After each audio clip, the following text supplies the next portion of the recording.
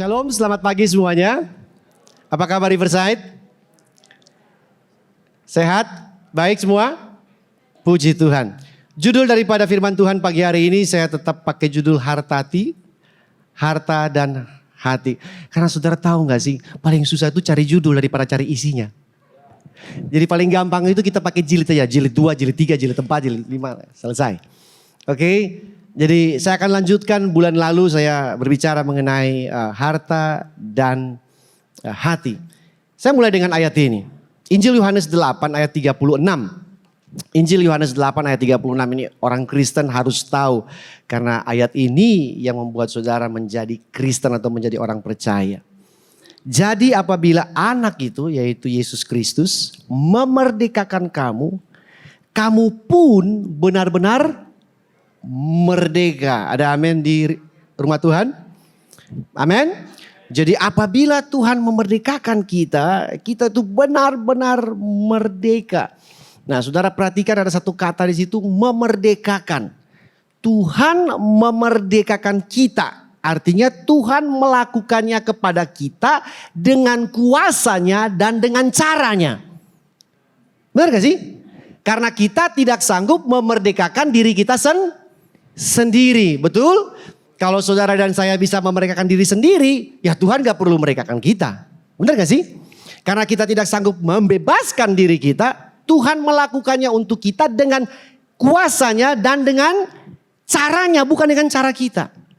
Kenapa demikian saya harus berkata seperti itu? Karena nanti definisi daripada kata merdeka di sini, itu definisinya Tuhan, bukan definisinya kita. Karena orang Kristen setelah lahir baru, terima Yesus bertobat, definisi tentang kebebasan dan kemerdekaan dalam Tuhan itu berlainan satu dengan yang lain. Dan takutnya tidak seperti yang Tuhan punya konsep atau Tuhan punya pengertian. Saya beri contoh. Ada sebuah keluarga, mereka ini lagi mau memutuskan untuk memelihara pet. Pet itu apa bahasa Indonesia? Hewan peliharaan, ya, hewan peliharaan. Terjadi diskusi panjang kalau di keluarganya Pastor Albert nggak bisa diskusi, ya kan langsung tetapkan anjing misalnya gitu. Kalau ini nggak bisa, keluarga ini nggak bisa, karena banyak pertimbangan. Anjing yang istri nggak mau, nanti bulunya kemana-mana, kotor, ya kan. Begitu buaya yang suami nggak mau, jangan. Nanti kalau lupa kasih makan kita dimakan, ya kan. Akhirnya pilih binatang peliharaannya. Jatuhlah kepada binatang peliharaan yang paling mudah, tidak berbahaya, ya, yang tidak mengotori rumah, yaitu ikan mas. Nah, ikan mas paling gampang, di rumah saya ada ikan gulpi namanya. Paling gampang Bapak Ibu. Akuariumnya cuma 10 kali 10 cm. Oke, malam-malam jangan lupa kasih nyala lampu, ya. Nanti seminggu sekali kalau ingat baru cuci akuariumnya. Kasih makan cuma 2 butir makanannya, selesai. Jadi keluarga ini bukan cerita keluarga saya ya anyway. Akhirnya mereka ke toko hewan peliharaan, belilah seekor ikan mas dengan akuarium kecil yang lucu dan bawa pulang. Terus mereka mulai berpikir, ini kalau kita jalan-jalan ke mall, anjing enak dibawa kan? Ada rantainya. Ya kan, kalau buaya nggak mungkin bawa ke mall, saudara ditangkap oleh Satpam. Gimana bawa ikan mas ke mall? Jadi akhirnya waktu mereka ke mall, ikan masnya nggak dibawa. Ya, mereka ke kafe, ikan masnya nggak bisa dibawa. Tapi satu saat mereka pergi ke kolam renang. Ya, mereka hiburannya ke kolam renang. Cocok. Karena ikan temennya air, ya kan. Jadi dibawalah ini ikan dengan akuariumnya, taruh di pinggir kolam dan mereka berenang, yang keluarganya ini. Sambil ikannya itu di pinggir kolam. Terus anak dan bapak dan mamanya ini lihat nih ikan ini kayaknya pengen juga ikut nyemplung ke dalam kolam. Karena dia lihat mungkin yang ini cuma 10 kali 10 cm, yang di sana 25 kali 30 meter. Lebih lega, lebih bebas, lebih luas. Lebih merdeka daripada yang 10 kali 10 cm.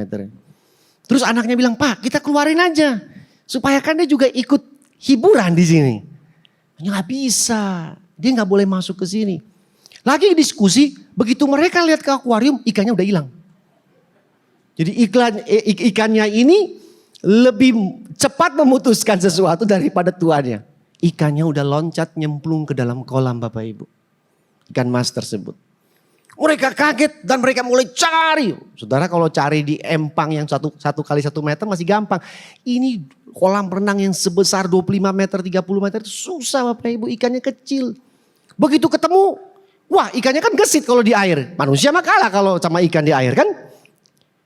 Mau tangkap susah. Akhirnya mereka gak bisa tangkap ikan itu. Sepertinya ikan itu merdeka dan bebas. Tapi tidak berapa lama kemudian, hitungan menit, mereka menemukan ikan itu terapung dengan perutnya di atas, saudara. Kan ikan mas itu kan gendut ya, jadi perutnya di atas. Langsung dikasih emergency help, maut to maut. Enggak, ya, nggak mungkin. Bawa ke toko hewan peliharaan, RIP, selesai. Kenapa demikian? Karena zat yang di dalam air kolam mematikan ikan mas tersebut. Memang kelihatannya itu sebuah kemerdekaan. Memang kelihatannya itu sebuah kebebasan. Sebuah kelepasan, sebuah cita-cita dan idaman daripada ikan tersebut. Tapi dia nggak tahu kalau dia keluar yang dari akuarium kecil itu membawa kematian baginya. Kebebasan tidaklah menjadi kebebasan lagi jika tidak ada batasan. Kebebasan tanpa batasan membawa kematian. Batasan itu yang membuat kita bisa menikmati kemerdekaan yang Tuhan katakan. Ada amin di rumah Tuhan?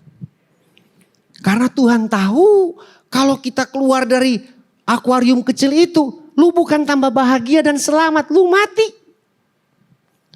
Ada amin orang Kristen? Kayaknya saudara lihat saya mau lempar kursi ke sini nih kayaknya. Enggak gitu, Pak, kan kita mesti bebas karena benar-benar mereka. Pertanyaan balik lagi, kemerdekaan dan kebebasan seperti apa yang ada di dalam pikiran saudara? Karena ayat ini bilang Tuhan pakai caranya dan kuasanya untuk memerdekakan kita. Bukan kita pakai cara kita untuk memerdekakan diri kita sendiri. Nah, cara Tuhan pakai apa? Dia kasih ini dulu. Bagi yang belum hafal, silakan dipelajari besok ujian. Oke, ada 10 saja, ada 10. Untung gak 100 saudara. Duh kalau 100 gimana hafalnya ya. Dan kita sudah belajar bersama-sama ya, banyak pembicara di sini sudah mengupas tentang hukum yang pertama. Yang saudara belum tahu, saya kasih tahu. Hukum yang pertama itu paling penting. Karena Martin Luther bilang kalau kita tidak bisa pegang hukum yang pertama, 9 yang lain lolos. Bukan lulus, lolos. Nggak lulus. Karena kita akan langgar nomor 2 sampai nomor 10 ya. Kalau kita langgar yang pertama, otomatis yang lain akan ikut. Nah, berhala atau ilah itu membuat kita mengabaikan dan melanggar batasan-batasan ini. Dia mencoba dengan reward yang palsu. Reward itu penghargaan. Dengan iming-iming yang palsu, yaitu apa? Kebebasan dan kesenangan. Seperti ikan mas tadi diiming-iming oleh kolam renang. Nyemplung sini nih bebas dan menyenangkan. Betul, kita itulah ikan masnya. Dan kita lihat, kok Tuhan taruh saya di akuarium kecil ini. Padahal kan di depan itu ada lautan bebas. Dan saudara mau cemplung ke sana dan berhala-berhala ini dia membuat ada reward, ada penghargaan. Kalau kamu nyemplung sini kamu bebas dan kamu senang. Dan gayung bersambut. Karena di dalam kita ada yang namanya daging. Bener gak sih? Coba saudara pegang ini, cubit dikit. Cubit dikit tangannya. Bukti aja bahwa saudara masih punya daging. Betul? Kalau sampai tidak terasa segera ketemu dokter saudara secara cepat-cepat. Something wrong. Oke, kita masih punya daging. Nah, daging ini paling senang. Yang namanya bebas dan menyenangkan versi siapa? Versi kita. Betul? Bahkan ada orang bilang begini, dosa itu kalau nggak enak, orang nggak akan melakukannya. Hei, jangan pura-pura nggak tahu. Dosa enak nggak Bapak Ibu? Ih, masih malu-malu. Dosa enak nggak Bapak Ibu? Menyenangkan nggak? Yang bilang tidak tuh sudah mungkin kakinya separuh udah di sorga tuh kayaknya. Kalau bilang tidak. Karena dosa enak, karena cocok dengan kedagingan kita. Nah, bulan lalu saya bilang berhala itu licik dan licin. Ya, licik itu sebenarnya hati kita, saudara. Yeremia 17 ayat 9 bilang hati manusia itu licik. Cocoklah ketemu berhala yang licin, licik ketemu licin. Orang di salon bilang cocok. Betul? Ya, gayun bersambut, daging suka. Berhala juga bilang, come on. Ada kebebasan dan menyenangkan. Cemplung di kolam ini secepatnya. Kamu akan benar-benar merdeka. Nah, yang paling berbahaya begini Bapak Ibu. Begitu licik dan licin ketemu, oke, makin sukar bagi kita mendeteksi mana itu berhala dan mana yang bukan. Bener gak sih? Saya mau kasih tahu, ini berita, entah tahu ini kabar baik atau kabar buruk. Ya. Berhala yang licik dan licin itu terselubung di dalam yang namanya berkat Tuhan. Nah loh, kok bisa Pak? Saudara lihat semua ini berhala, saya mau kasih tahu ini berkat Tuhan. Benar gak sih? Kenapa dia bisa jadi berhala? Dia bisa menjadi berhala ketika pemberian sudah menjadi lebih penting, lebih berharga, lebih bermakna daripada sang pemberi. Akhirnya dia berubah, dia turn out menjadi berhala. Takhta ini dia duduk di situ. Karena pemberian sudah menjadi lebih penting daripada yang memberi. Ada amin di Riverside? Dan paling sulit dideteksi karena ini common things. Hal sehari-hari. Setuju gak Bapak Ibu? Saya gak taruh situ judi, perjinahan, ya selingkuh. Saya gak taruh itu. Ini hal-hal yang kita butuhkan. Saudara butuh gak kira-kira? Butuh. Makanan butuh gak? Butuh. Yang nomor 2 butuh gak? Saya takut ucapin nanti masuk recording. Karena anak nonton kan kacau balau dan ntar kita disomasi lagi. Yang nomor 2 butuh gak? Kalau yang bilang butuh saudara gak mungkin ada di sini kalau tanpa nomor 2. Betul? Hiburan butuh gak? Butuh. Iya kan? Buktinya apa? Kalau hari Sabtu disuruh meeting gak bisa Pak. Hari keluarga. Wah. Tuhan nomor 1, keluarga nomor 2. Kan begitu kan Pak? Saya gak sindir, saya cuma tabrak saja. Sukses butuh gak? Butuh, karena Tuhan bilang gini, kamu harus seperti bintang di langit, sukses supaya kamu jadi contoh, kamu jadi teladan. Kamu bisa membawa kesaksian bagi orang lain seperti kota di atas bukit. Uang perlu gak? Saya berharap saudara bilang enggak. Kalau saudara bilang enggak, bawa ke depan sini. Prestasi butuh enggak? Butuh semua ini saudara. Dan ini terselubung di dalam yang namanya berhala. Terus kalau gitu Pak, kita buang aja semuanya. Ya kalau buang semuanya matilah kita ini. Iya kan? Kita enggak buang. Dan Tuhan juga tidak menentang saudara untuk memiliki ini. Tapi dia menentang saudara ketika yang tadi memiliki saudara. God isn't against you and me having things. Benar gak? Tidak ada ayat bilang jangan makan. Karena makan akan membawa jadi berhala bagi hidupmu. Mati aja Pak kalau begitu Pak. Betul? Dia gak against kita untuk memiliki prestasi. Dia gak against kita untuk memiliki pacar. Tapi dia against kita. Waktu pacar memiliki hati kita. Bukan Tuhan. Dia tidak against kita bekerja. Dia tidak against saya khotbah. Tapi dia akan against saya khotbah kalau khotbah sudah merampas dan memperhamba saya. Ada amin di Riverside? Loh kok ada fotonya? Saya nggak taruh foto tapi ada foto orang ini muncul. I hope my picture in there, tapi ini agak black dikit ya. Keren ya kutipannya. Dan ini penting saudara.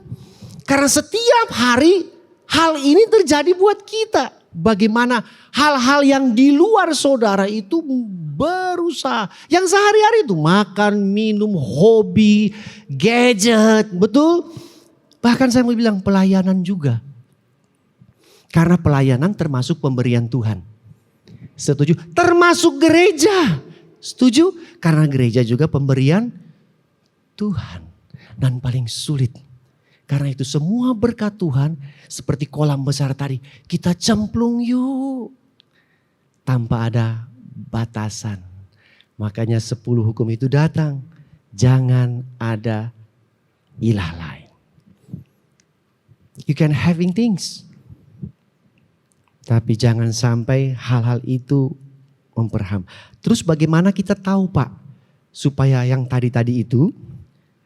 Ini tidak memperhamba kita. Tidak menduduki takhta dalam hati kita. Oke? Nah mari kita lakukan sedikit check up. Katakan check up. Hati kita terhadap berhala. Saya sedikit ada kasih pertanyaan. Saudara renungkan aja. Hal-hal apa yang paling membuat saudara kecewa? Kalau hal-hal itu diambil atau hilang dari hidup saudara. Kecewa banget. Biasanya hal itu sudah menjadi berhala. Hal-hal apa yang paling sering saudara mengeluh dan bersungut-sungut? Biasanya itu jadi berhala. Kalau saya biasanya pagi kalau gak ada kopi ngamuk saya. Nah kopi jadi berhala. I worship coffee beans. Tapi enggak saya taruh mesin kopi terus saya sembah, enggak. Di dalam hati saya sudah enggak bisa hidup tanpanya. Ada amin buat peminum kopi di tempat ini. Yang lain lagi, boleh kita lanjut pertanyaannya? Enggak boleh pun saya lanjut. Apa yang paling menyedot uang Anda? Nah loh, uang Anda paling banyak habis buat apa? Wah mulai itu. iPhone Pak, iPhone Pak. Terserah, you name it. Ya, ini bukan saya bilang uang habis buat berjudi Pak. Uang habis buat berzina Pak. Ini bukan masalah sehari-hari. Uang habis buat makanan Pak. Uang habis buat soft drink Pak. Uang habis buat topi miring Pak. Ini kayaknya ibu-ibu langsung yes. Berarti suaminya topi miring dong. Uang habis buat hiburan. Yo, boleh gak Pak? Boleh. Tapi coba saudara presentasikan habisnya uang saudara ke situ dan ke hal-hal rohani. Balance gak? 99% habis buat hiburan, makanan dan gadget. 1% habis buat ke gereja, yaitu bayar Grab. Selesai, persembahan juga nggak kasih. Saya nggak singgung ya yang kasih persembahannya. Yang ambilan saya nanti nyengkok, nyindir lagi yang nggak kasih persembahan. Saya cuma mau kasih persentasinya aja Bapak Ibu mengasihi saya bukan? Oke. Apa yang membuat saudara paling khawatir dan paling marah kalau hal itu saudara nggak dapat? Wah, ini kayaknya yang sudah berkeluarga. Kita balik ke sini sebentar. Nomor 2. Itu kan yang Bapak Gembala khotbah di sini, bukan? Saya nggak sebut katanya, saya pakai nomor 2 aja. Waktu saudara marah nggak mendapatkannya, sampai saudara blacklist pasangan saudara. 1 bulan, I don't talk to you until you give it to me. Wah, serem Bo. Marriage under term and condition. Oke, ada amin di rumah ke Tuhan. Bapak Ibu makin hari makin sepi, yang di belakang makin hari makin sepi. Ya, udah ada yang mau pulang loh itu. Oke, saya lanjut ya. Jadi itu pertanyaan-pertanyaan tadi yang saudara harus check up. Apa yang saudara cari paling duluan ketika saudara dan saya stres? Pernah stres? Pernah tertekan? Yang kerja di kantor tuh kalau udah akhir-akhir bulan tuh udah mau meeting-meeting tuh stres. Nah saudara cari apa? Perlindungan apa yang saudara cari duluan? Biasanya panti pijat, spa, healing. Gak apa-apa sih, tetapi saya mau kasih tahu saudara. Itu yang tadi. Dia sudah memiliki hati saudara atau sudah memperhamba saudara atau tidak. Nah Timothy Keller bilang begini. Gereja seharusnya lebih seperti ruang tunggu dokter daripada menjadi ruang tunggu wawancara pekerjaan. Gereja harusnya itu seperti ruang tunggu dokter. Antri buat check up. Bukan seperti ruang tunggu wawancara interview kerja. Karena kalau gereja jadi interview kerja, semua orang akan menutup kelemahan dan menunjukkan kehebatan. Setuju? Kalau ada orang yang lagi buka hiring, rekrutmen, saudara nggak bisa cerita kelemahan saudara, pasti nggak diterima. Saudara bilang, saya hebat ini Pak, saya hebat itu, saya hebat ini, saya bisa ini, saya bisa itu. Gereja bukan seperti itu. Kristus dan Injilnya seperti dokter. Antri, rasa apa? Buang air lancar? Enggak, sembelit. Saudara paham maksud saya? Ruang tunggu dokter, kita check up. Di sini bukan pamer kehebatan dan kekuatan.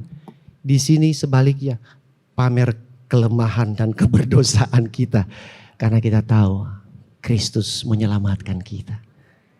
Kita datang buat Dia. Setuju? Di barisan belakang ada amin? Oke, sip. Berarti Anda masih follow me, masih ikut saya ya. Oke, mari kita lihat sekarang ayat daripada Rasul Paulus. Nah ini kan sering dipakai juga nih. Segala sesuatu halal. Tetapi bukan semuanya berguna. Nah kita seringkali stop sampai di situ, kita berdebat. Betul, bir boleh gak? Bir. Terus bilang, bir boleh. 1 botol boleh, tambah darah. 2 botol menghangatkan darah. 3 botol naik darah. 4 botol tumpah darah. Make sense? Bir boleh gak Pak? Wine. Nonton boleh gak Pak? Nanti kita pakai. Tapi berguna Pak. Hei, kuncinya bukan di halal dan berguna, saudara baca terus dong. Segala sesuatu halal bagiku, tapi aku tidak membiarkan diriku. Nah ini yang paling penting. Dia gak bilang berguna. Walaupun dia berguna, tapi kalau dia memperhamba, Paulus bilang, that's it. Tidak ada ruang untuk berdebat lagi sayang, karena dia sudah memperhamba. Makanya saya ulangi lagi. Semua berkat Tuhan tadi yang saudara bilang halal dan berguna, kuncinya ada di memperhamba enggak? Dia menjadi Tuhan enggak di sana? Amin. Tuhan paling gampang melepaskan bangsa Israel dari perhambaan Firaun.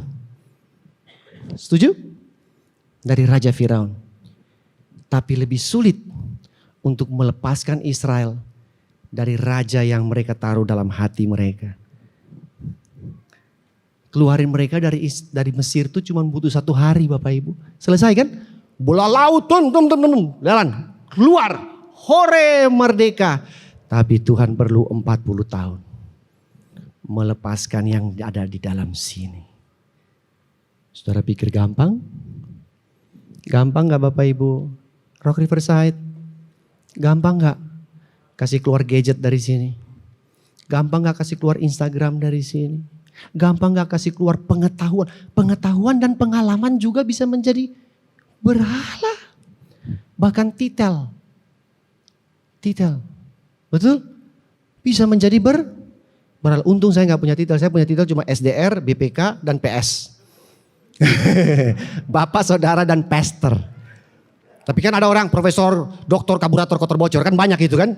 Itu banyak banget, wah detailnya. Dan biasanya itu bisa menjadi berhala. Bener gak sih Bapak Ibu? Ada hamba Tuhan yang saya ketemu. Begitu tulis nama dan titelnya salah. Ngamuk banget. Titelnya salah. Kurang titel ini. Pak, ini udah panjang banget Pak. Kertasnya udah gak cukup Pak. Tulis. Dan itu bisa menjadi berhala. Jadi Rasul Paulus bilang, diperhamba itu yang jadi masalah. Bukan ribut mahalal atau berguna. Nah, hukum pertama tadi, dari 10 hukum Allah yang bunyinya adalah jangan ada ilah lain di hadapanku. Dia mau kasih tahu bahwa kita hanya bisa diperhamba oleh satu saja, the only one, Tuhan. Yang halal, yang berguna tidak boleh memperhamba kita. Kita boleh enjoy, kita boleh nikmati. Tapi dia tidak boleh memperhamba kita. Nah kalau saudara baca hukum pertama itu bilang jangan ada padamu tuan yang lain atau ilah lain di hadapanku. Itu dia mau bilang begini nih. Ini saya pakai bahasa masa kini. Jangan selingkuh karena aku cemburu.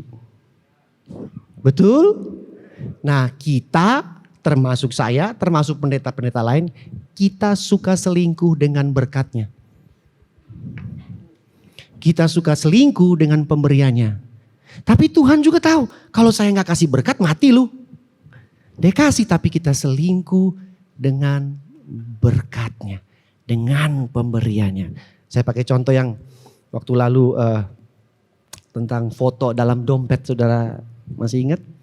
Ya, siapa yang di sini masih taruh foto istri atau pacarnya di dompetnya? Pastor Antoni masih taruh. Pastor Amang, angkat tanganku gini-gini, tinggi dong. Biar seluruh isi dunia ini melihat tangan. Ya, saya sudah enggak, saya taruh di HP.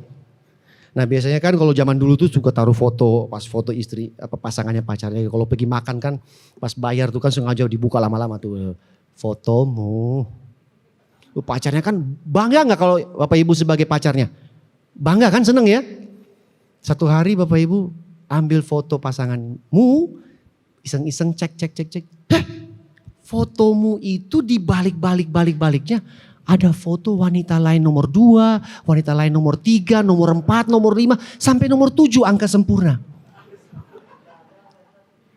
Enggak ya, pastikan. Nah, ngamuk gak pacarnya? Ngamuk. Benar? Dia tidak mungkin bilang, puji Tuhan, haleluya. Suamiku tetap mengasihiku karena fotoku ada paling depan. Biar nomor 2 dan nomor 7 di belakang tidak apa-apa. Karena saya murah hati dan penyayang dan penyabar. Enggak, itu gila namanya Bapak Ibu. Dia ngamuk.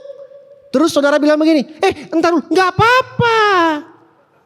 Enggak apa-apa, take it easy, sabar. Pastor Antoni bilang, kasih nomor 1, sabar. Sabar.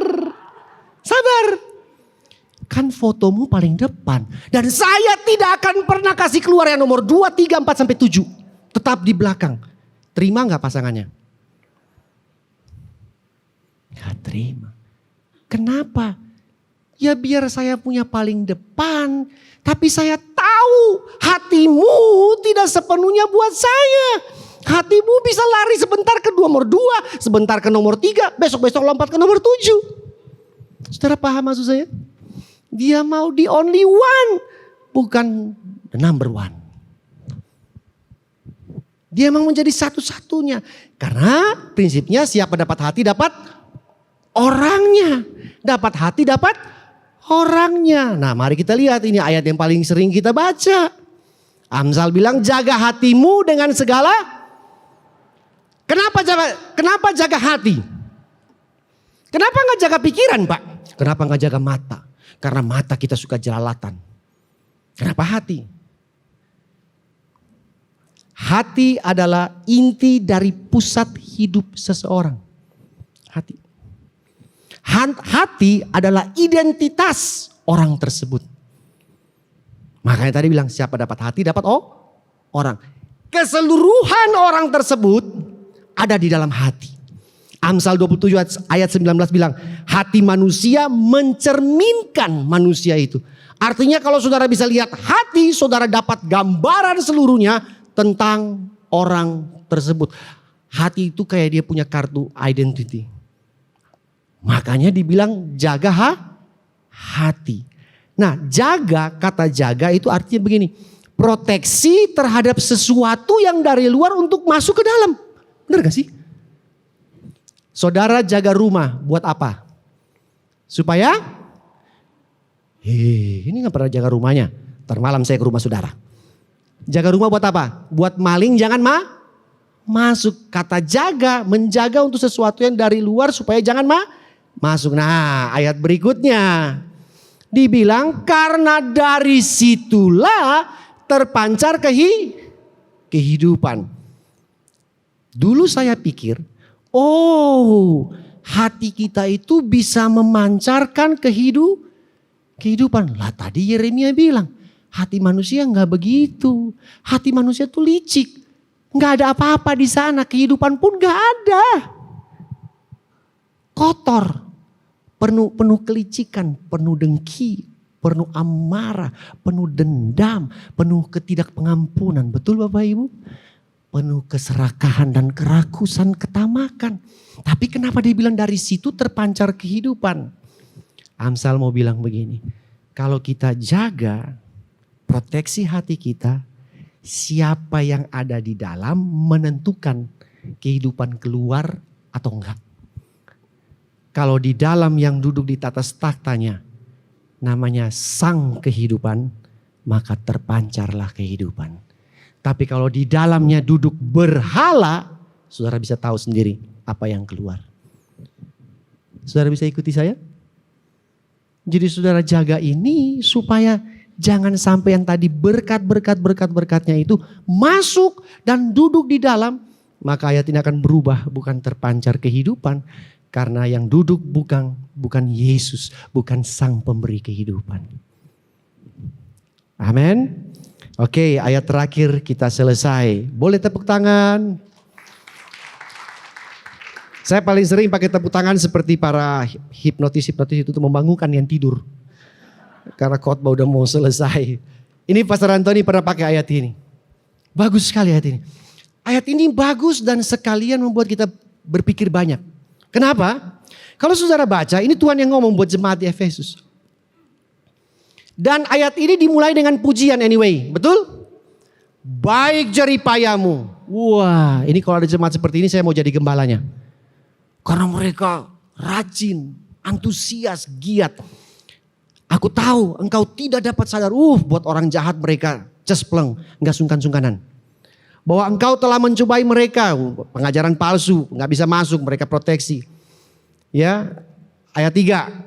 Engkau tetap sabar dan menderita oleh karena namaku.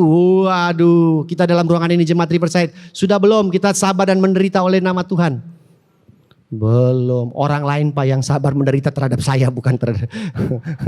Karena kelakuan saya orang lain yang sabar dan menderita terhadap saya. Khususnya istri saya atau suami saya. Tapi ini oleh karena nama Tuhan. Ini luar biasa. Ini jemaat ini kalau dari manajemen kasih KPI, tembus tuh bintang-bintangnya semua tuh di langit. Full. Top. Dapat penghargaan dari tahun ke tahun. Namun demikian, lucu ya, sudah sabar, tidak kenal lelah. Ini kalau bisa dia melayani itu 24/7. Tidak kenal lelah. Ini kayaknya baterainya mungkin semacam energizer gitu di belakang, gak pernah pun jadi asir, iya, khotbah iya, main drum juga iya, semua iya, tidak kenal lelah. Wah, happy banget nih gembalanya nih. Ayat 4, Tuhan bilang mencela. Karena engkau telah meninggalkan kasihmu yang semula. Terjemahan lain bilang, engkau tidak mengasihi aku. Nah, saya mulai berpikir, terus mereka buat tadi di atas itu karena siapa ya? Sampai bela-belain sabar menderita tuh buat siapa ya? Ayat kelima, ini lebih serem lagi. Sebab itu ingatlah betapa dalamnya engkau jatuh. Pak, pelayanan sampai sedemikian rupa dibilang jatuh Pak. Biasanya tuh kalau saya tahu dalam kamus kekristenan jatuh itu jatuh perzinahan, jatuh dalam hal moral, jatuh dalam hal keuangan. Ini orang pelayanan dibilang jatuh dalam lagi. Terus muncul kata berikut yang lebih lucu. Bertobatlah. Yang mau tanya Bapak Ibu. Biasanya orang kacau, gak kenal Tuhan, hidup sembarangan, berdosa. Bertobatnya ngapain? Habis bertobat dibaptis, percaya Yesus, ini urutan biasanya di gereja. Habis itu ngapain? Pelayanan, GKM samperin. Pelayanan, kalau nggak masuk neraka. Ayo, betul nggak? Ya kan? Tapi ini lucu, orang sudah pelayanan disuruh apa balik lagi ke dosa Pak? Kan tinggal bola balik aja. Kan bingung kita kan? Orang sudah bertobat, dari dosa bertobat pelayanan. Ini udah pelayanan disuruh bertobat. Pertanyaan, Tuhan ukur mereka pakai ukuran apa? Sehingga Tuhan bilang harus bertobat dan sudah dalam jatuhnya. Ukuran apa yang Tuhan pakai untuk ukur mereka? Tuhan ukur yang di dalam hati, bukan yang di luar. Setuju? Dia start ukurannya dari dalam hati. Karena kejatuhan itu dimulai dari dalam hati. Bukan dari luar. Setuju? Betul, setuju? Yesus kan pernah bilang gini. Kalau ada mata, itu pria ya. Melihat seorang wanita. Seksi bohai semok. Dan kemudian dia cuma menginginkan. Belum selingkuh, belum berzina, cuma ingin. Udah jatuh. Karena kejatuhan dimulai dari dalam hati. Ada sesuatu yang telah berubah di hati jemaat Efesus. Walaupun mereka sudah sabar menderita. Mereka tidak kenal lelah pelayanan. Tapi something change in their hearts. Pagi hari ini, kalau Tuhan ada di sini, Dia bawa timbangan untuk mengukur bobot kita. Dia taruh timbangan di sini. Dan saudara dan saya, termasuk saya, kita naik ke atas timbangan tersebut. Pertanyaan, kita berbobot karena apa?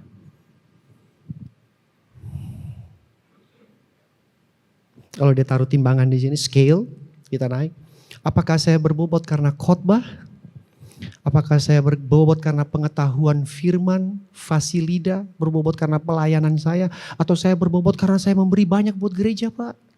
Atau saya berbobot karena perbuatan baik saya? Saya berbobot karena saya banyak puasa? Saya berbobot karena saya tidak pernah absen datang ke gereja? Saya berbobot karena semua pelayanan yang saya lakukan?